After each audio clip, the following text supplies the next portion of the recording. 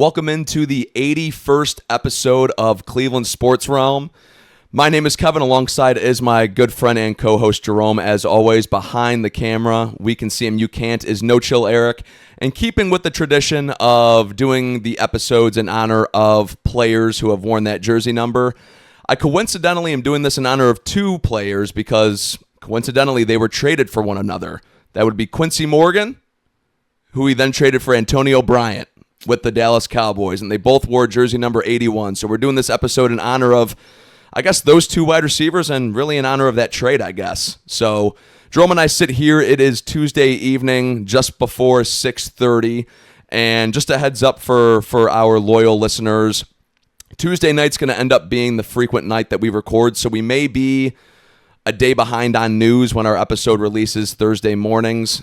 Should hopefully only be for a couple months or so, but wanted to give you a heads up about that as we kick this episode off. Jerome, like I said, just before 6:30, how are we doing this evening, buddy? Well, we're doing okay. It was a good holiday weekend, and I enjoyed it. But then Memorial Day came, and happy Memorial Day to all those who, have served or, fought for the country or been in the armed forces in any capacity. But it was like the Memorial Day Massacre, really. The Cavs Knicks series mercifully came to an end, and the Guardians, after being hotter than hell, came home, and everybody was all juiced up for the homestand, and the Nationals came in and kicked their ass. So sports wasn't good yesterday in Cleveland at all. Yeah, Memorial Day was not a great day at all. I was not able to see any of the Guardians game, just had some Memorial stuff going on. But I did see at one point they were down 10-2. Is that how that game ended up finishing? Yeah, they lost 10-2. Tanner Bybee, who had been pitching very well, simply didn't last night. I mean, he got smashed. Like I said, we'll touch on Guardians later on in the episode, but this has to be first and foremost about the Cleveland Cavaliers, who, when we last recorded, we only had game one to react to. Yep. I said that they were going to go to the Garden and win game two. I was wrong about that, or I should say stay at the Garden because they were already there and win game two. I was wrong about that. They actually did play pretty well in the first half of that game, and the second half they didn't play well. Game three, Thursday night, again, played a good first half. Third quarter, they got their ass kicked. Knicks ended up winning that one by double digits. And then last night was kind of just ugly all around. There was nothing good about last night. And we already got word today that Kenny's not going anywhere. And neither is Altman. So for all those of you who wanted to fire Kenny, well, good luck. That's not going to happen. Were you on that train? I wasn't, only because they hired Kenny, and he's not better than his predecessor. In fact, I think he's a worse coach than J.B. Bickerstaff. Yeah, I think it's hard to argue with that, honestly, Jerome. The collapse of game one, we obviously went over that ad nauseum in last week's episode, but inexcusable. And then you come in, game four. I actually had a little bit of hope at the beginning of game four because the Cavs started out, they went up 5-0. Were playing, it seemed at the time, through the first couple minutes, at least some physical defense. So I was like, okay, maybe we've got a little fight in us. And then they end up losing by basically, 6 touchdowns at the end of the day, which if you're losing by 6 possessions in basketball, it's horrible, let alone in football numbers. So it was really a pathetic outing, and you have, Charles Barkley, who's on TV at halftime putting up the definition of quit and then saying, for example, the Cavs' Game 4 performance against the New York Knicks. It really was embarrassing to really watch that game. And I know some of the role players, like Sam Merrill, was never really able to find rhythm in this series. Game 4, he came out, hit his first 3. I thought that might be enough for him to get the confidence going a little bit.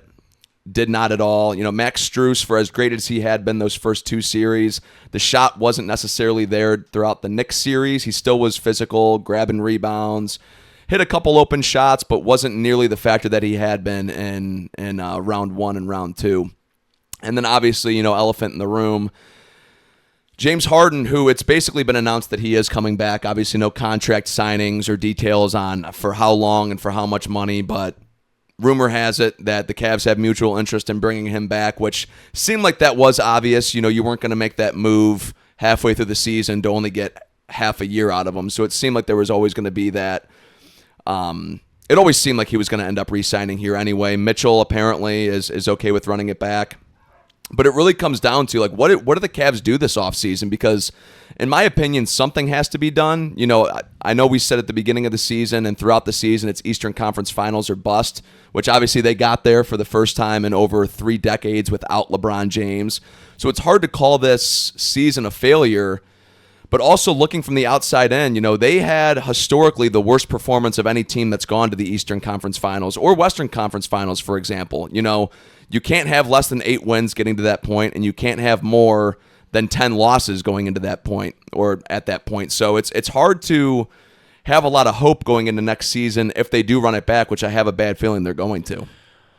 Well, I think you're 100% right about they have to make moves, and clearly, if you want to be honest about it, they're not in the same playing field as the New York Knicks. I mean, That was extremely evident. I actually think the Knicks have a chance to give either of those two teams a run for their money, but we'll touch on that later. Yeah, I actually think, sorry, I'm going to just brief comment. I actually think they have a better shot against OKC than they do San Antonio. Yeah, I think they have a good shot against either of them, but we'll touch on that later. The Cavs are in a really, really bad spot because it actually reminds me of when the Browns had the highest payroll in the NFL and they had it's not that bad, but when they had that disastrous 3-win season 2 years ago, like the Cavs have the highest payroll in the NBA and they're stuck. Like there's not much they can do. I know everybody says trade Evan Mobley for Giannis. I don't think that the money's really going to work out with that. I guess you could move Jared Allen. I don't really know if they're going to do that. Like, I don't know what they're going to do, but this current group, let's just call it for what it is. They're not good enough. And you had said something earlier today. I don't want to steal your thunder on it, but I agree with you. Like, it's now been a handful of years, and I love this guy, but who's not a number one, Kevin? Donovan Mitchell. Yeah. And I feel like that's something that we've kind of glossed over the last couple of years. Like, I think that's something that's been brought up, but we haven't really definitively said, you know, he can't be a number one on a championship team. But I think that's the realization that this fan base has to come to in order to understand the state of the Cavs right now. You know, Donovan Mitchell, the second best player in franchise history, so I don't want to, you know, take anything away from him in that. He's been a pleasure to watch in the 4 seasons that he's been here.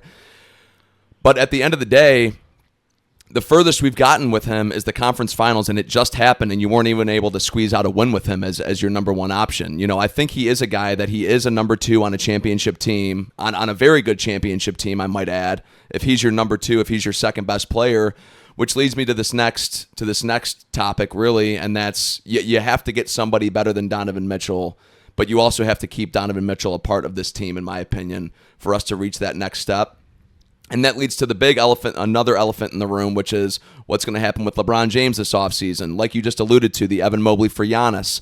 I think either of those two moves, and I don't think you can have both. I don't think that's in the realm of possibility. I think it's got to be one or the other.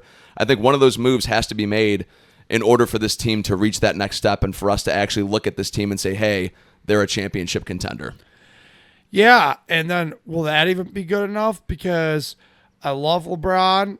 Obviously won us a championship. I don't need to sit here and glaze LeBron and talk how great he is. With everybody who's going to listen to this knows that. Is he still going to be able to get you to a championship at this point in his career? That's doubtful. Giannis, is he still going to be able to do that at this point in his career? That's also doubtful. Yeah, and you also have the conundrum of James Harden, ball dominant player, Donovan Mitchell, ball dominant player. Although I do think Donovan Mitchell does well moving without the ball, but he's more so ball dominant than he isn't. I would agree. But he's more so ball dominant than he isn't. Giannis Antetokounmpo, very much a ball dominant player. I mean, he's very good in terms of getting the alley-oops, and he's a great defender. But offensively, he's ball dominant. And yeah, I mean, you bring LeBron James in here, everybody knows he's ball dominant as well. So then you have the conundrum. If you get either one of those players, you have 3 ball dominant players. How are you running this offense? I I don't know. Yeah, I don't know either. Like I said, I hate to sit here and just, kind of, I don't even know what to say. Not like, glaze over it, but I hate to sit here and be like, well, these are the problems. I don't have any good solutions for them. They're in financial hell. If this was the MLB, it'd be great because Dan would spend $700 million to just fix it. But right. Dan would be the Dodgers if he could. But the NBA doesn't allow for that, unfortunately, in the Cavs circumstance. So, like, they're screwed because they're not as good as the Knicks. There may not – I mean, Boston did lose in the first round this year. We'll see what happens next year. I still don't think they're on Boston's level. They might be. They might not be. We don't know. Detroit's right there, too. Yeah. They may go out and do something to supplement Cade a little bit better. And the Raptors took you to 7. Like, they're probably not as good as we thought they were going into the year. I mean, optimism was low going into the year because of what happened at the end of last year. So let's actually give them credit, like you said, because they did move around further. But, Kevin, I just don't know if they're good enough. Like, I don't know if they're good enough currently constructed, and they have too much money tied up in guys who probably aren't ones on championship teams, and Evan Mobley and Donovan Mitchell, and even about to be James Harden as well. They are just they're in a rough spot. I think even if they got one win, like, we'd feel better, but they were completely outclassed. I mean, they blew a massive lead, and as soon as that happened, the series was over.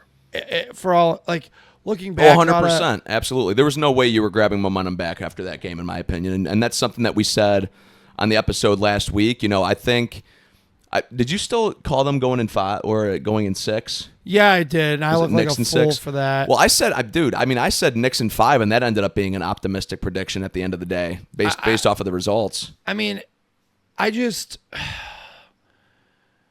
what was said last night by Kenny Atkinson, he probably kissed all their asses. Like, and here's my other problem. I love Donovan Mitchell, but is the only reason we're keeping Kenny Atkinson because Donovan Mitchell likes him?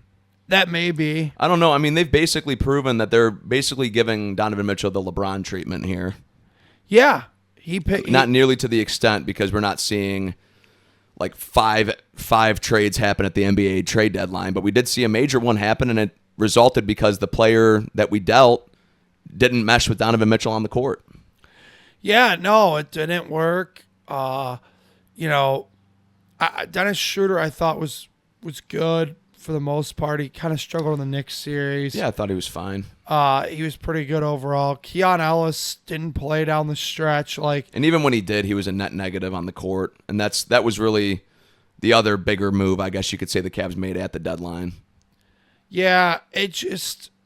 And then Donovan Mitchell handpicked James Harden, who ran a Salvation Army with how much stuff he was giving away. I mean, it's just... It was despicable. I mean, his performance... Let's just say this. Let's call it for what it is. Donovan Mitchell has a lot of work to do to be as good of a general manager as LeBron James. Yeah. Because LeBron James, over the course of his career, most of the time has been a very good general manager. Where I'll question him is his coaching decisions. Sometimes those aren't always good. Yeah. But Donovan Mitchell, let's see, his coaching hires haven't been really good. He's only had one, and it was Kenny, and it's not been good. Yeah. I mean, look, LeBron made one of the greatest coaching decisions of all time when he fired David Blatt and brought in Tyronn Lue to win the championship. Well, Tyronn Lue was already here when he promoted Tyronn Lue, rather. Sat him down in his office. And so LeBron, like you've said this, as a general manager, he does not see the future very well, but present, he makes a lot of really good moves.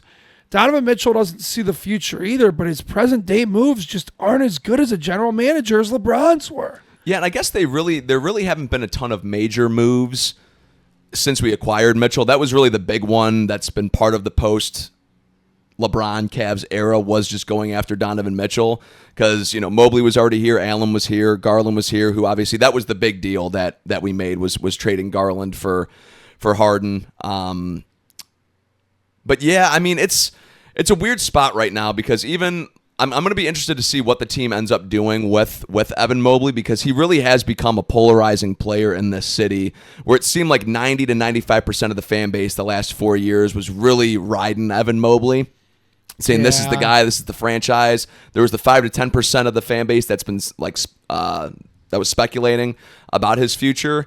I would say it's pretty close to 50-50, maybe even leaning towards more favorable in the sense of like people not really believing in the Evan Mobley hype anymore. And I want to give a shout out to Phil Yan because he had texted us a couple days ago, and I want to bring this topic up for us to discuss. Do you think Evan Mobley loves the game of basketball? I don't know. I know that's a cop-out answer, but I don't know. I mean, my thing is the one thing I think you guys are right about is I think Evan Mobley's become, since he became into the NBA, I think he's become a better ball handler, a better passer, and a better shooter. But the one area that I just don't think he's gotten any better at is in the post, and that's a problem. I mean, he had trouble backing up Miles McBride the other night, for Christ's sake. I mean, that's a 6'5" backup shooting guard, for Christ's sake, man. And our 7-foot, number 3 overall pick, $50 million a year player can't back him up in the post, and when he does, he dribbles it off his knee and out of bounds, and it's Nick's ball. Like, that's absolutely aggravating to me. I for one, think Evan Mobley is I think he's a natural talent. I don't think he's put in the work to become the best player that he can be. If he did, he would have added on 20 to 30 pounds of muscle by now. He would be able to hold on to the ball in the post. I mean, dude, you've been doing this for 15 years, and you still have trouble backing up people in the post.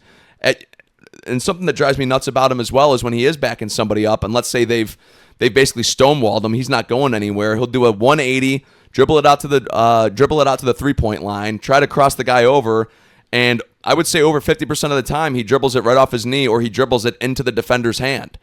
Like, we have to stop, and I do think Evan Mobley in the rhythm of an offense is actually a good passer. I think when he's lined up in the paint and they try to get it to him in the post and he catches it and immediately kicks it out, or he throws that lob to Allen that he genuinely does pretty well, I think he does a good job of passing. But like, again, beating a dead horse on this, like, there's no reason for that dude to be running the offense when you have a Hall of Fame point guard and also the second best player in franchise history in the backcourt.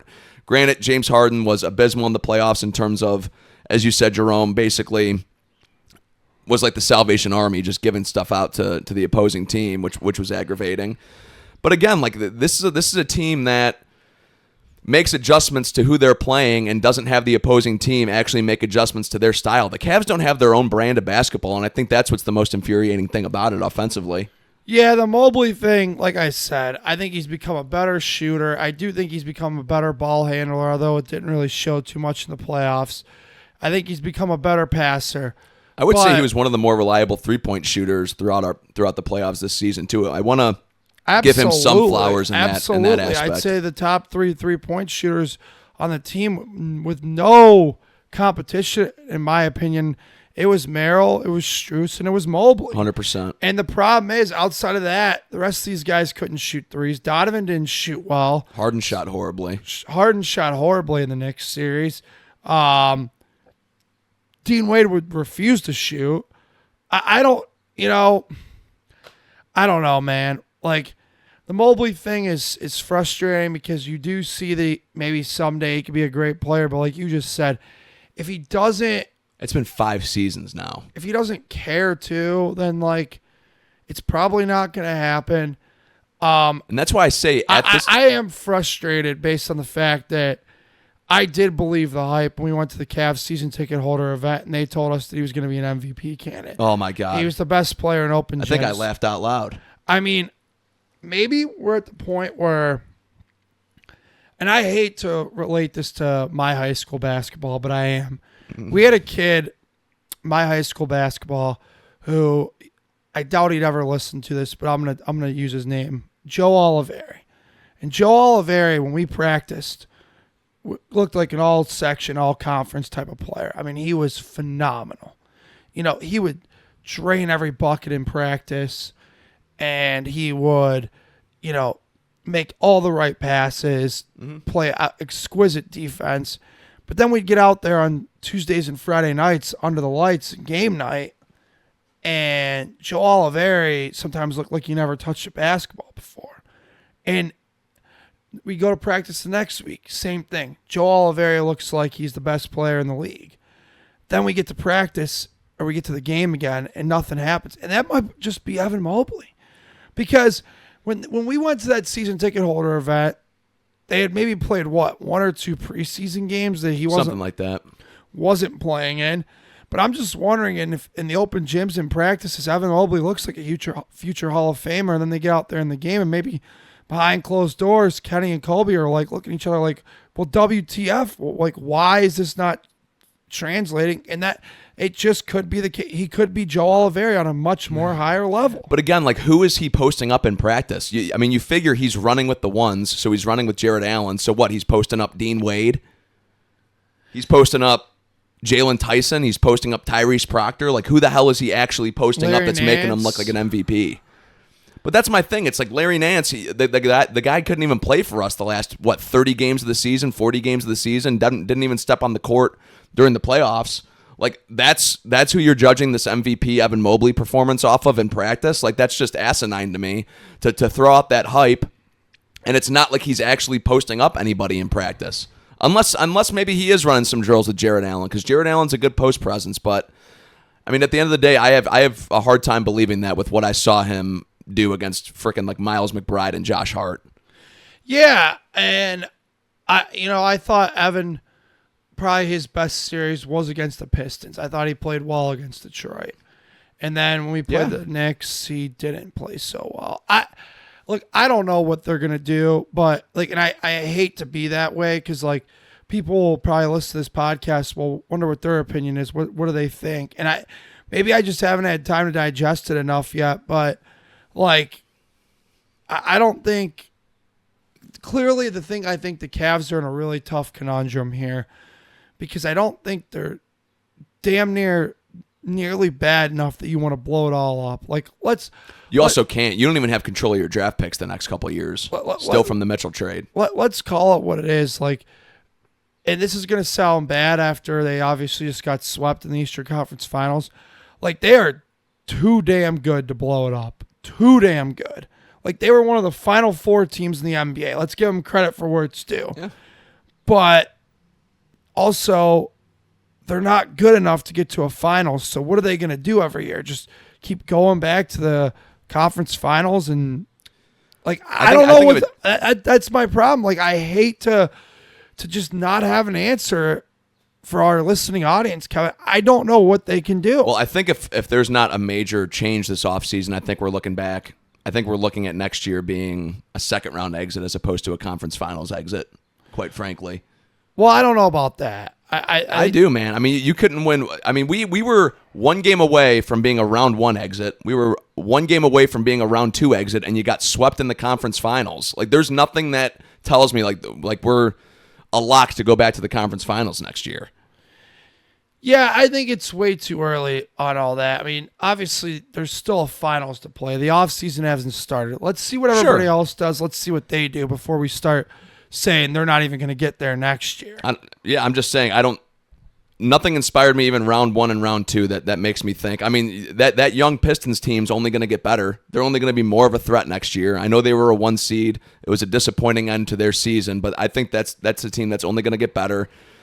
I think Boston going out round one was a fluke, and I think the Knicks are who the Knicks are. I think the Knicks are that good of a basketball team. Granted, they're not going to shoot lights out like they did against us, night in and night out like they did in this series, but at the end of the day, they swept you in the conference finals, which is I'm a strong advocate for this hypothetical Mobley-Giannis deal, because I think you've gone so far all in to this point with the Garland-Harden swap that you almost have to double down on it. I know that shortens the window in this hypothetical, and you're going to get less years out of Giannis than you are going to get years out of Mobley, but you're going to get probably 5 to 6 less years of Giannis, but at a way more dominant level that I'm willing to make that decision. Here's why I'm not so confident it's going to happen. We just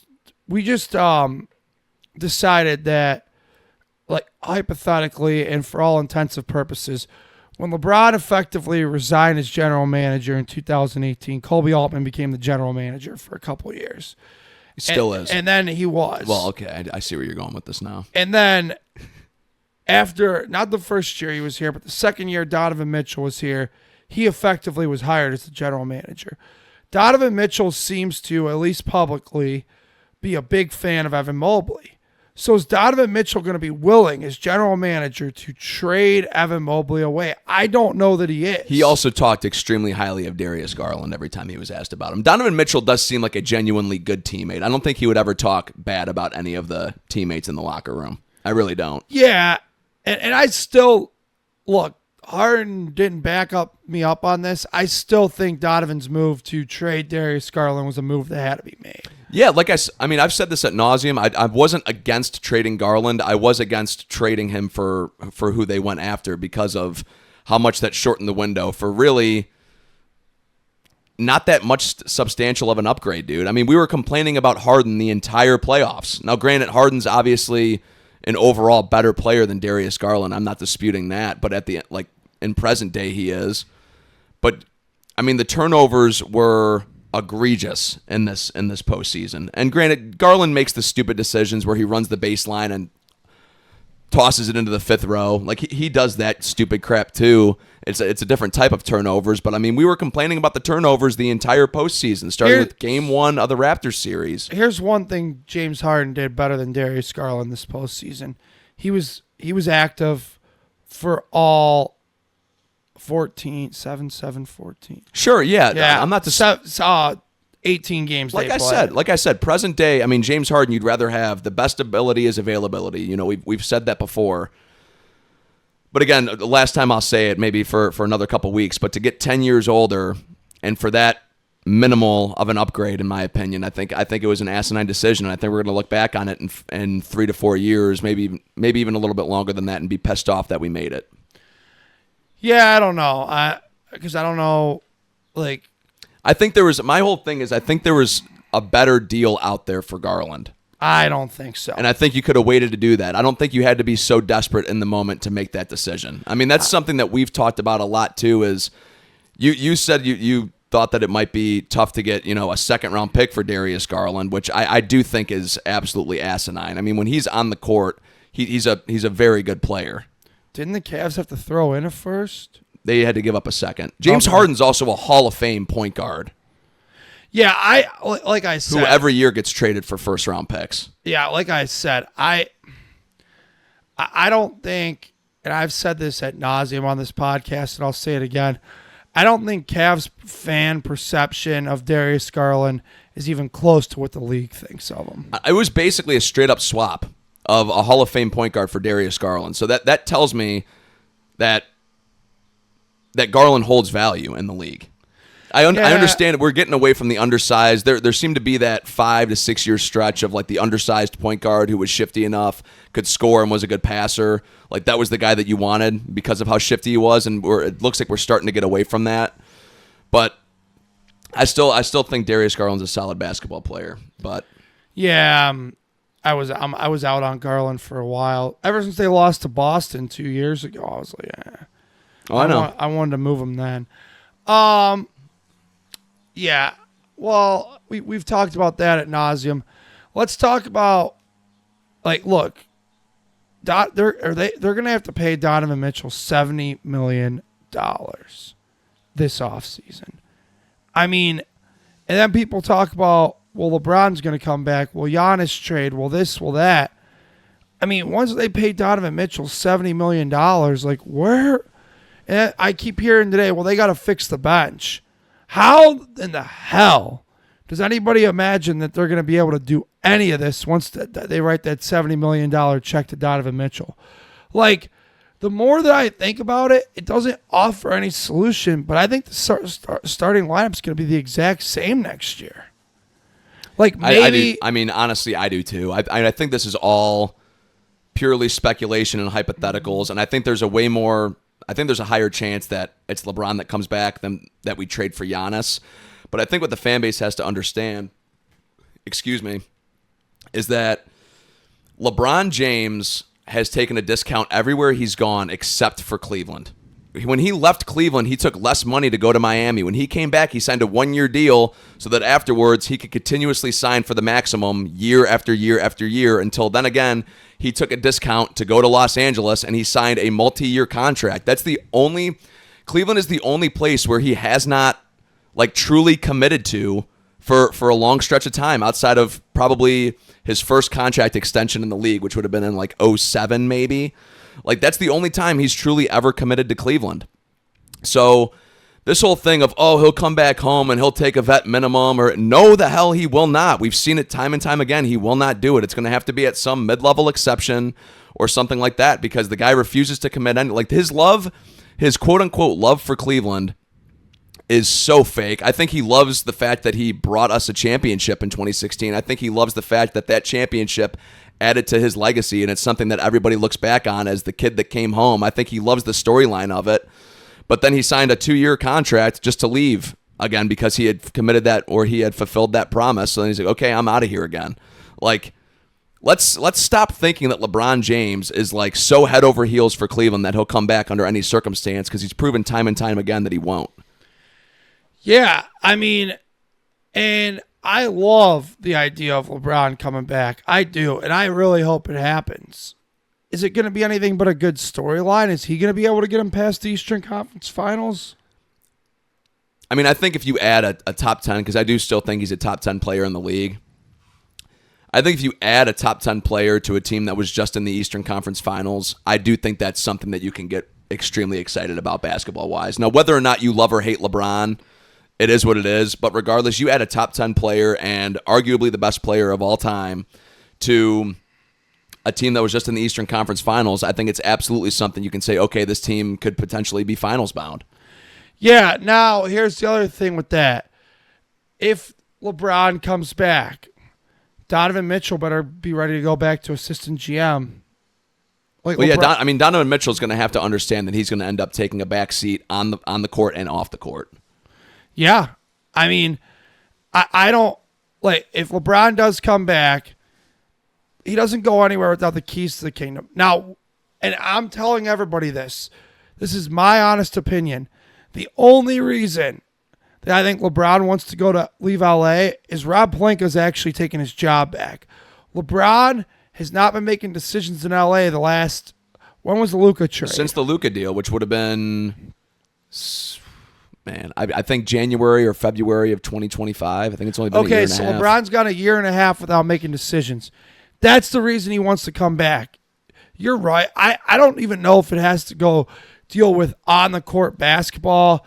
I'm sure he'd like another chance to win a championship, but LeBron likes being the GM. And, by the way, Kenny Atkinson's safe for now. Yeah. LeBron comes back. He'll probably end up promoting, Johnny Bryant? Which I wouldn't be mad about. Johnny Bryant and Mitchell are boys, so I think that would make Mitchell happy too. But I'm not advocating for that right now. I'm just saying I could totally see LeBron doing that. He's done something similar like that in the past.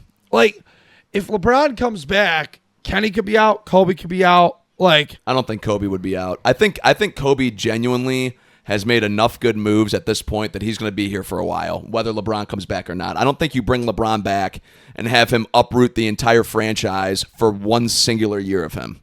Because I think that's probably all you're getting. And if LeBron's going anywhere this offseason, I think we can all agree it's either the Lakers, the Cavs, or I think there's an outside shot he goes back to Miami. I don't think we ever see him play in another uniform than what he's already played for. I don't think he's going to Miami. No, I'm just saying I think there's an outside shot of that because Miami routinely typically has a pretty competitive team. Miami's a nice place to live. He would call all the shots there. Nope. That's why he left the first time. Well, Pat sure. Riley did not let him be the general manager, and he hated that. That's why. Is that specifically why he left the first time? I think it's because the Cavs won the NBA lottery, had the ammunition to trade for another all-star player, and he had the best opportunity he was ever going to be able to say, "Hey, I fulfilled my promise." How about this? I think there was a myriad of reasons that LeBron left Miami, but on that list of like 7 to 8 things was I'm not general manager. Pat Riley will not give me power. If I go to Cleveland, everybody will listen to me. I'll decide who's scrubbing Section 216 toilet. No, sure. No, absolutely. Absolutely. But, I mean, I'm not saying that Miami, by the way, is like a front runner for him. I'm just saying I think if we're excluding retirement from the percentages, it's probably 60% chance he stays in Los Angeles, 30% chance that he's a Cav, 10% chance Miami, probably even less than 10%. I just want to make the numbers even. But, like, I think there's an outside shot that it could be Miami. But realistically, it's going to be just how it was in 2014, how it was 50-50. Is he staying in Miami or going to Cleveland? I think it's going to be pretty much the same with either staying in Los Angeles or going to Cleveland. I think it's 60 come to Cavs, 40 You think there's a higher percentage chance that he comes back home and stays in Los Angeles? Yes, I do. Wow. And I'll tell you, I don't think LeBron would really want to play with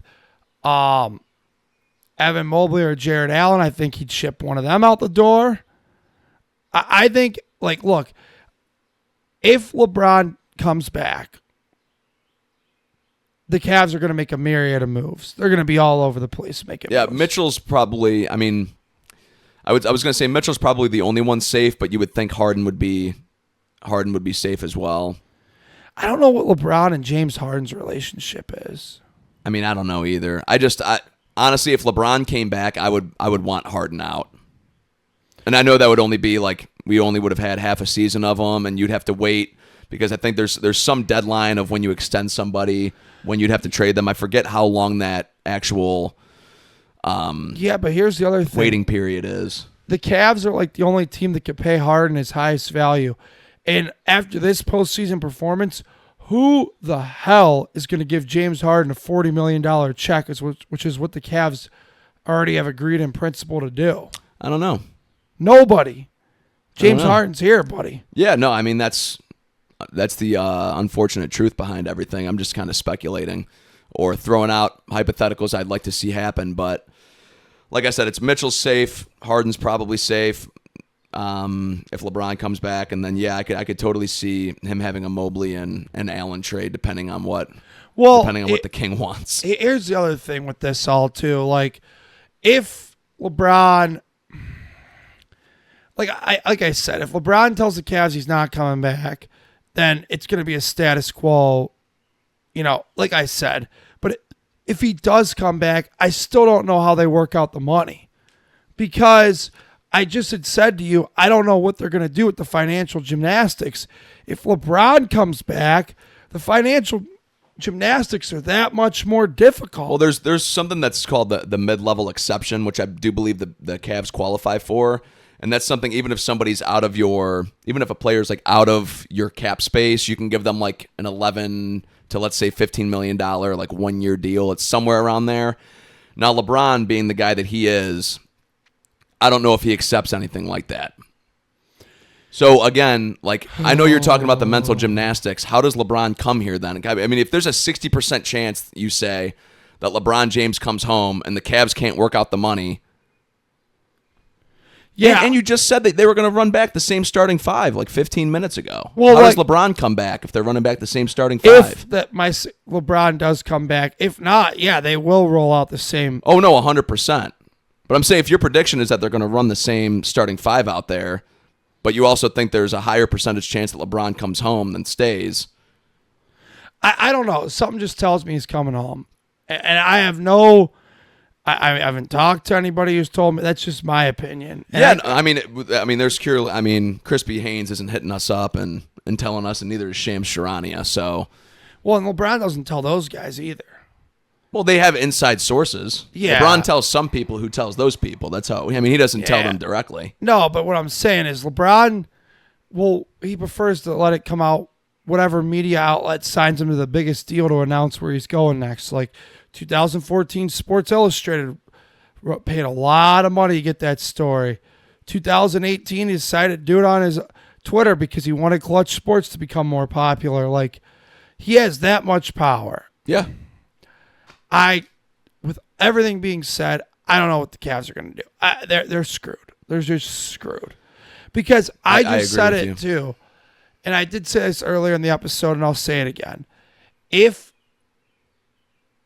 don't know that LeBron coming back guarantees they get past where they did this year. I think it gives them a higher percentage chance. I think it makes me more confident that they get to the conference finals. It makes me more confident that they can be a true contender, because at that point, I do believe Donovan Mitchell's the second best player on the team, which what you and I said at the very beginning of this podcast, of this episode, is we think he's the number 2 player on a legit championship team. And if he becomes that, I can't say that the Cavs would not be contenders. Now, whether they can get past the Knicks, whether they can get past the Celtics, like that would have to remain to be seen. But I think at that point you could go into next season saying, yeah, I think we have a contending championship team here. Yeah, I don't know if the Celtics, like, I imagine they'll probably do some moves and stuff too with the cap gymnastics. But, like, I mean, that team that they lost to is a pathetic group of guys. So I don't know. Yeah, and I don't know if I know Tatum was, I mean, they ruled him healthy so he could play, but I don't think Tatum was, like, fully healthy. I mean, there was doubts he was ever going to come back this year, even going into the playoffs. So the fact he came back even just before the playoffs had started, I think he may have come back a little bit too early to try to rejuvenize that team, and it ended up just not working out. I have a hard time thinking the Celtics won't be a top 4 seed next year. I don't know. We'll see what happens. What if like you had asked me about your opinion on Kenny? Did you want Kenny gone? Yeah, but I did. Who do you want to replace him with? I don't know. I just, based off of what we saw, I know this is definitely a cop-out answer too. Just like, I don't really have a solution for the problem.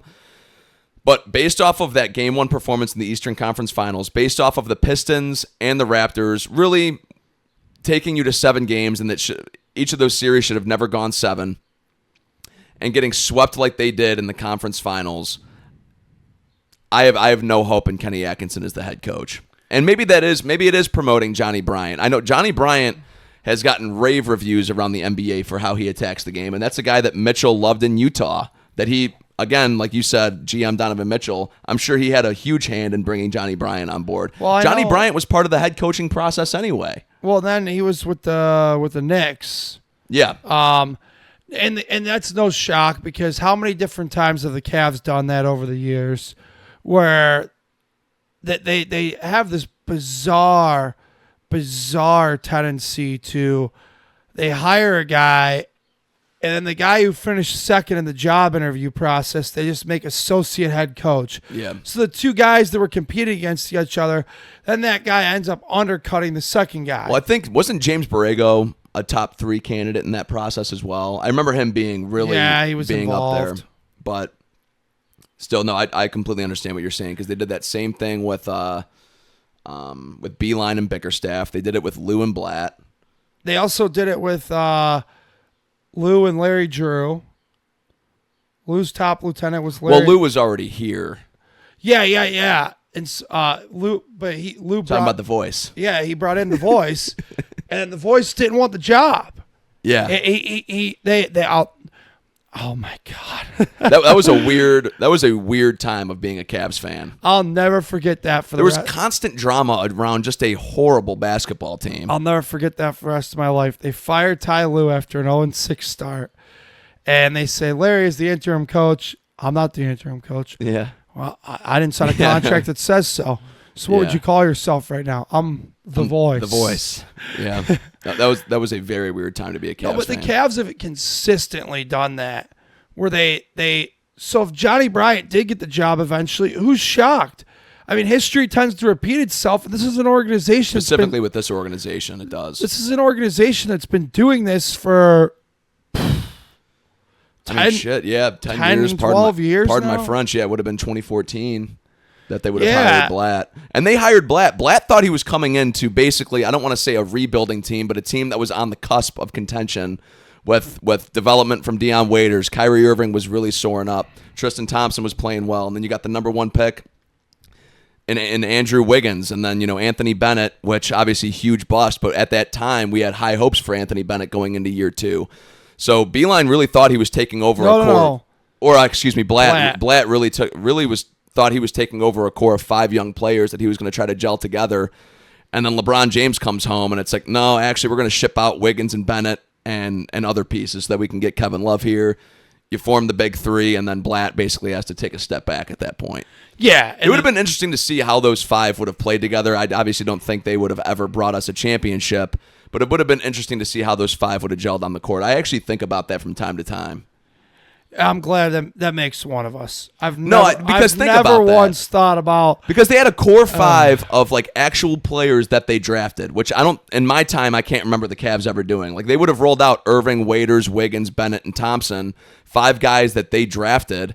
Like I was actually kind of excited of seeing what that would have been because that was literally all homegrown talent. Again, that makes one of us. Again, I'm not saying I wish they went that route. I'm just saying at the time I was intrigued. I've never thought about it. Think about it often. Well, again, makes one of us. I have no further comment on that matter. Let's say real quick because what the Cavs have done, like you are right about David Blatt taking that job. He was supposed to be developmental, and basically David Blatt did kind of get screwed in the sense of like LeBron was like, well, who the hell is this guy? He came out of Israel. Yeah, well, in that same season, he literally told David Blatt, "No, we're not running that play. We're running my play." And I mean, granted, LeBron hit the game winner. That was Game 4 of the Eastern Conference semifinals. But LeBron James. My favorite is multiple times that season there'd be pictures and videos on Twitter of the huddles, and LeBron have the clipboard and he'd be sitting in the coach's chair in front of everybody. And David Blatt would be standing like 6 rows behind, 6 rows, like he had a seat to the game. No, like, I'm talking about when they're all huddled up. Yeah. He'd be behind like whoever the reserves were at that time. I don't know. Yeah, Verjao, Sean Marion. Yeah, he was behind those Mike Miller. guys. Yeah. That was during that era. I think that was the Brendan Haywood year too. Yeah, LeBron did bring him in. He just brought in like four I shouldn't say all-time, old-timers for the bench. Yeah. And Sean Marion is kind of an old-timer. I loved him. I was excited about that. But no, yeah, LeBron, and honestly, say what you want, and I know people will disagree with this, like, if LeBron doesn't fire David Blatt, I still don't believe they won the championship that year. I think that was a huge move because Tyronn Lue was more of an actual semblance of a coach than David Blatt ever was. Well, there were rumors that year, or even that, I should say that year and a half, of like David Blatt calling everybody out for like mistakes they made except for LeBron, Kyrie, and Kevin Love. And then the rumor was that Tyronn Lue like didn't do that. I think he went into halftime of the 2016 finals. I want to say it was Game 7. I could have the game wrong, and got in LeBron's face about not doing enough. Yeah, and the one thing when LeBron had hired T. Lue as coach, he knew that as him as general manager and T. Lue as his assistant coach, they could have some sort of working relationship, and it did work out. It really did. You're making me chuckle with this bit, though. No, GM. Yeah, it's not a bit though. It's actually what happened. For all intents and purposes, it is a bit, but it's a realistic one. It's exactly what took place, and anybody who wants to beg to differ, I'll argue that like people who think David Griffin was T. Lue, he was a great assistant coach, maybe the best assistant coach on a championship team in NBA history. David Blatt as an assistant coach just was not getting it done. And I know people disagree with that. That's okay. I think those people are wrong. Also, another one, when the Cavs brought in John Beilein, what sense did that make? You hire a 67-year-old guy who was a phenomenal college coach. I talked myself into that one, actually. Like, the guy was great coach at West Virginia, great coach at Michigan. But, like, he had never worked in the NBA. Like, all the Cavs had to do was see how many job opportunities Coach K, who I consider to be the greatest college basketball coach of all time, turned down in the NBA because he said it's not going to work. But the Cavs basically wrote John Beilein too big of a check. John Beilein came here for retirement, kicked his feet up, had some drinks with umbrellas in them. I think he did a little bit more than that. And he was useless. I think you honestly just had an NBA locker room that at the time was not buying into the way that John Beilein went about things. Because think about it. I mean, he went about that way for 30 plus years in college basketball. So You bring Beeline in. He has more so of a hard style of coaching, whereas in the NBA, the players don't like that. So you got Beeline. They are the coaches. I mean, basically, at the end of the day, I mean, they call the shots for the most part, except for I do think on like the young teams, coaching tends to be more of like JB Bickerstaff. Like I think his coaching masterclass this season was unbelievable, and I don't think the players were really calling too much of the shots. Maybe Cade Cunningham. But, I mean, at the end of the day, you've got Kevin Love in that locker room. He's not going to buy in. I mean, it's been, 15 years at that point since he had been. Played at Aqua. Since he had played in college, so he's not going to buy into that way. And he's been used to, even in his days in Minnesota, calling the shots.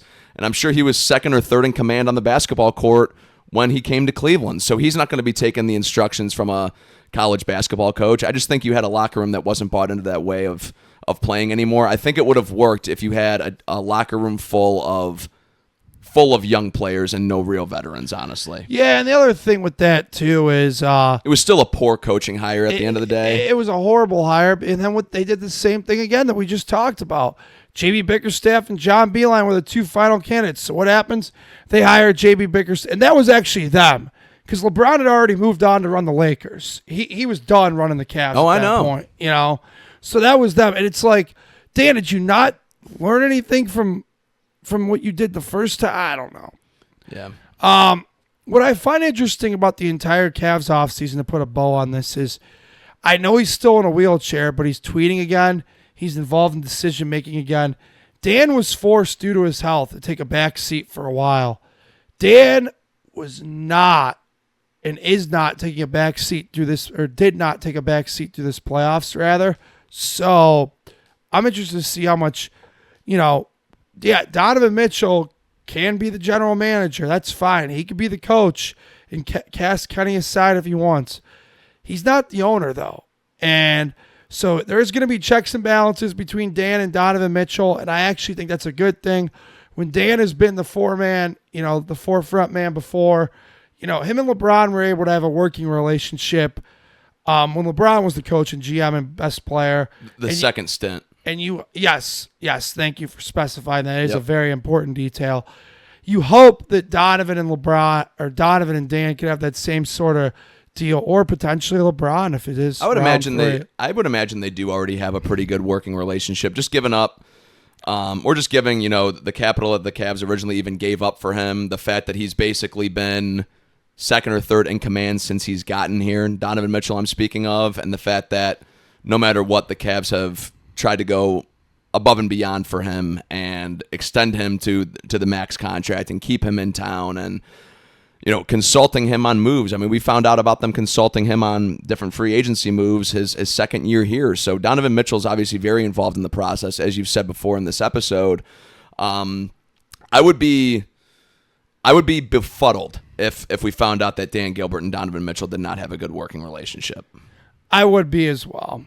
So obviously we'll keep you updated on all of it as it comes along, but it's going to be a very turbulent Cavs off season because and I don't think any moves that they make the entire fan base is going to love. I think every decision they make is going to divide the fan base, whether it's good or bad. It's going to be divisive for sure. And even people are divisive this offseason. Well, they should have beaten the Knicks.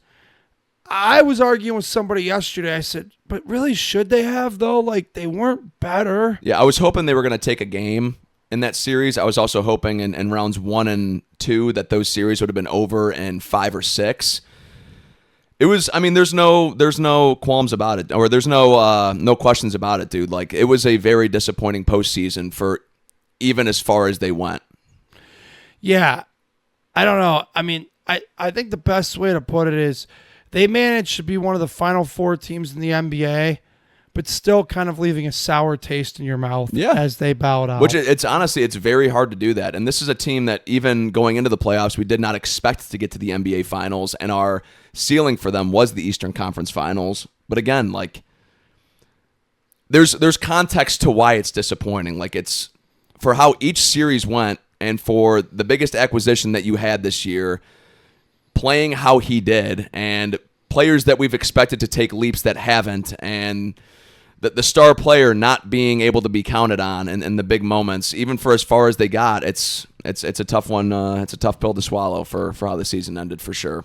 Yeah, absolutely. Well, I was gonna say, we could talk guards, but come to think of it, they're gonna be our number one thing we're gonna be talking about for the next 2 months probably until Browns training camp then we'll start deviating a little attention to that. Yep. The LeBron saga, but this is gonna primarily become a guards podcast here over the next month or so. Yeah, with I think there will be a lot of talk, I'm sure. The Browns will end up getting thrown into the mix with different training camp battles and interviews that the coaches and players will be having over the next month or two. I'm sure the Browns will be thrown in as well, but yeah, it'll be, like you said, primarily a tribe podcast. And honestly, yeah, of course, when they make the decision on quarterback and all that hoopla, we'll have it all for you right here on the CSR. But I do want to say before we go out, I mean, the Guardians couldn't have had a better road trip if they tried. Like, that was phenomenal. You went after the Cavs pissed all over the city of Detroit on Sunday. I mean, you took it to the woodshed 4 straight days. You pissed all over the Motor City all week long. And then you went to the city of brotherly love where there's not really much love there. That's a tough place to play. I don't care what sport, basketball, baseball, football, or hockey. Of course, unless the Knicks are playing there in the playoffs, then they just take the place over. And they took 2 out of 3. And I don't think you could ask for anything better going into Philadelphia. Obviously, then they clunker yesterday against the Nationals. They're down 4-0 to the Nationals right now as we record this on Tuesday evening. But I'm not going to get pissed off because they've earned a little bit of respect there for how good of a road trip they did have. And we'll touch on this homestand and much, much more next week. Cavs, we'll touch on whatever else we need to, whatever else comes across our radar the next week. That'll do it for us. Kevin, would you like to tell the folks what to do? Yeah, please give us a follow. You can follow us on YouTube, Spotify, Apple Podcasts. Also, please give this video a like, and you can also follow us on social media at CLE Sports Realm on X or Twitter, Instagram, and TikTok. For the Cleveland Sports Realm, episode 81 is in the books. We'll see you guys. Go Guards.